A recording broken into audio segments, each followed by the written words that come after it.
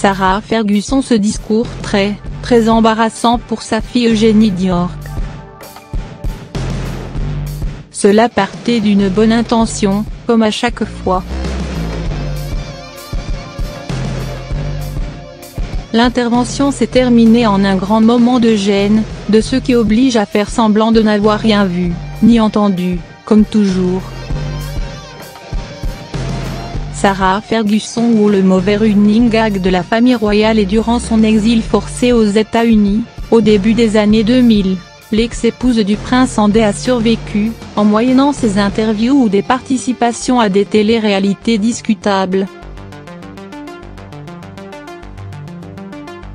D'un naturel spontané, pour ne pas dire bavard, la duchesse d'York a gardé de ses expériences américaines la fâcheuse habitude de parler. Beaucoup. Trop. Beaucoup, beaucoup trop.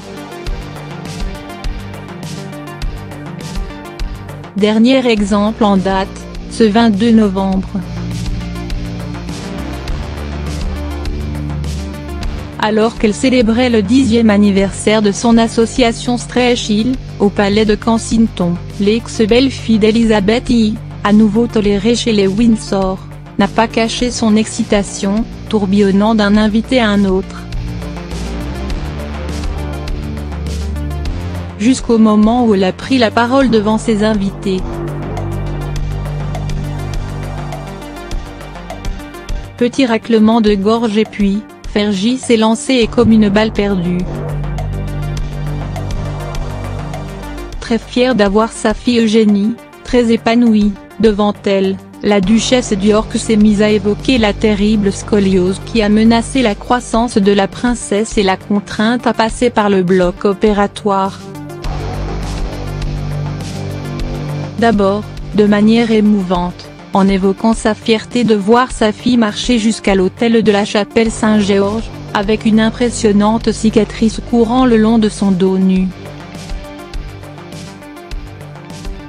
Puis, de manière totalement incontrôlée et dans d'autres pays, on l'aurait enfermée dans un asile, a dérapé la duchesse. Des propos décontenancants, rappelant une autre interview, il y a quelques années. Interrogée sur l'intervention pratiquée sur Eugénie, alors âgée de 12 ans, Fergie crut bon de rentrer ainsi dans les détails. Nous pensions que sa colonne vertébrale serait légèrement courbée, mais la malformation est devenue vraiment disgracieuse avec le temps. Ses os avaient tellement bougé qu'à 18 ans, elle risquait d'être bossue. C'était affreux.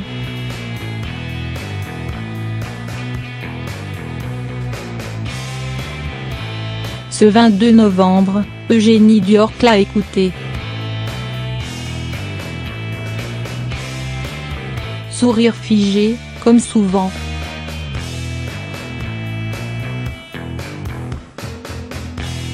Dents serrées, comme à chaque fois que maman s'exprimait.